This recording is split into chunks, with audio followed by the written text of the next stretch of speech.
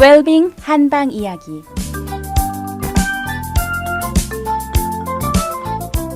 안녕하세요. 우리 몸에는 생명의 기운이 흐르는 통로가 있는데 그 중심에 오장육부가 있고 이 오장육부에 따라서 각기 다른 통로를 통하여 생명의 기운을 전신으로 보내고 운행하고 있다고 말씀을 드렸습니다. 그런데 많은 분들이요, 침을 놓아서 치료하는 것이요, 그냥 아픈 곳에 이렇게 침 찔리면 병이 낫는 거로 생각을 합니다. 물론 이게 전혀 틀렸다고는 말을 할 수가 없습니다. 그렇지만 만약에 아픈 곳에만 나와서 침을 치료한다고 하면 누구도 할 수 있지 않겠습니까? 그거 배워야 할 필요가 있겠습니까? 또는 내장 깊은 곳에 있는 심장의 통증이 있거나 담석의 통증이 있거나 이럴 경우에 그러면 아픈 곳에 어떻게 치료할 수 있겠습니까?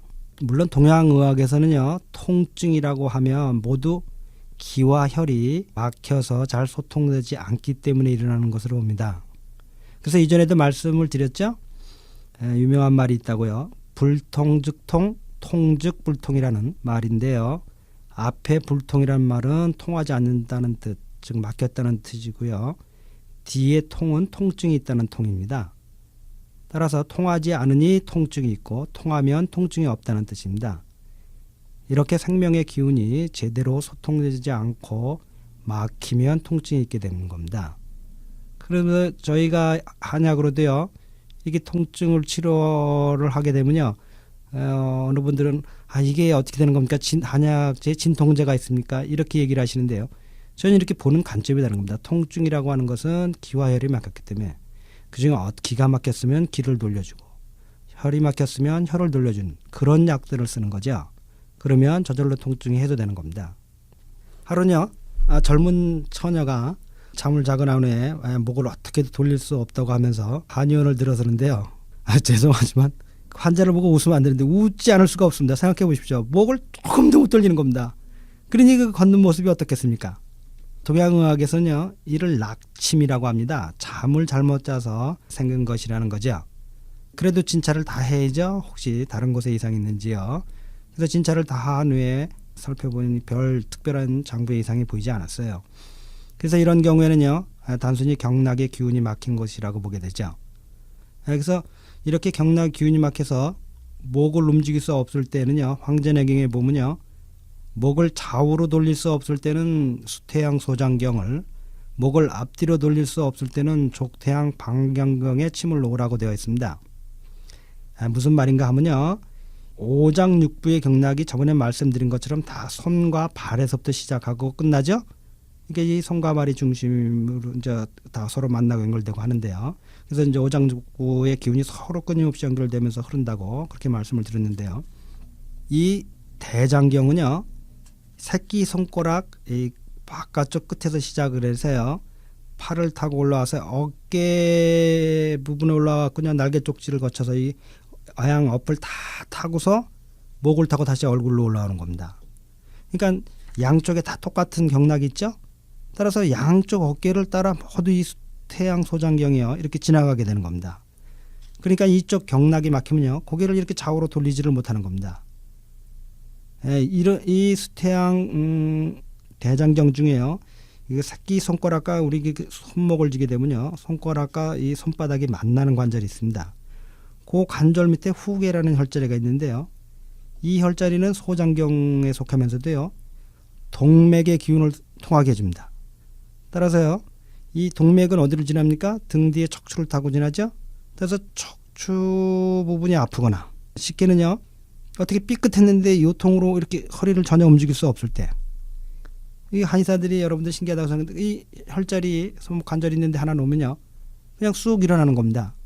그러면 아니 허리 아픈데 왜 허리에 안 놓고 왜 손에 놓냐고. 그런데 이 원리는 뭡니까? 이 경락의 원리입니다. 우리 몸의 생명의 기운이 통하는 그 통로가 막혀서 문제일 경우에는 그 통로를 잘 소통시키는 혈자리를 차서 누르게 돼 있는데요, 찌르고요.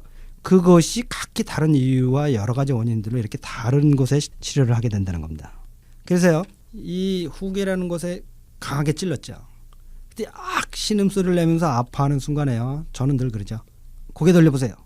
그런데 신경 쓸 새도 없이 강한 저희 말에 고개를 돌리는 데서 돌아가는 겁니다. 조금도 전혀 1mm도 움직일 수 없던 목이 그냥 순간에 돌아가 버리는 겁니다. 환자 자신이 얼마나 놀라는지요. 지금도 그 인상이요. 아마 평생 잊어버리지 않을 것 같습니다. 이렇게 특별한 장부의 이상이 없이요. 특정한 부위가 아픈 경우에는요. 그 해당하는 부위를 통하는 경락이 어떤 경락이냐.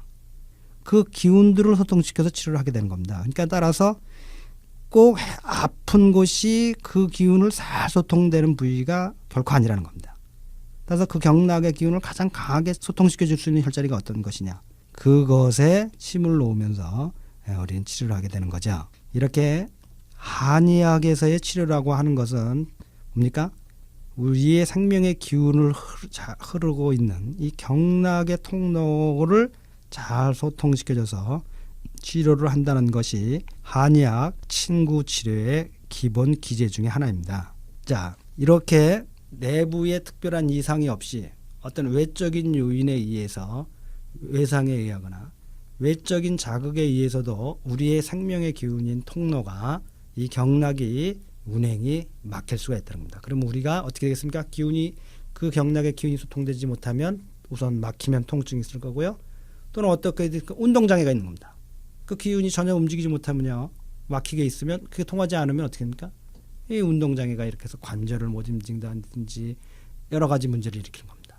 따라서 이럴 경우에 우리 일반적으로 한의학에서의 친구 치료는 그 막힌 경락의 기운을 뚫어주고 소통시키고 원활하게 기운이 흐르게 함으로써 그것을 치료를 하는 겁니다. 따라서 항상 반드시 아픈 곳에 침을 놓아서 치료하는 것은 아니다라는 것을 여러분들이 충분히 이해했으면 믿습니다.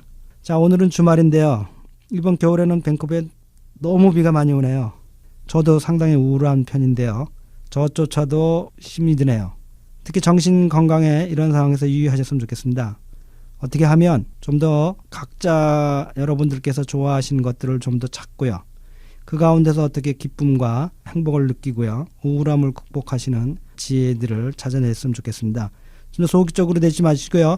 적극적으로 좀 더 기쁘고 즐거운 것을 찾아서 나서는 기다리지 마시고요. 그런 주말 되시기 바랍니다. 모두들 빛과 사랑에 넘치는 복되고 건강한 주말 보내시기 바랍니다. 달빛 안녕 원장 김동현이었습니다.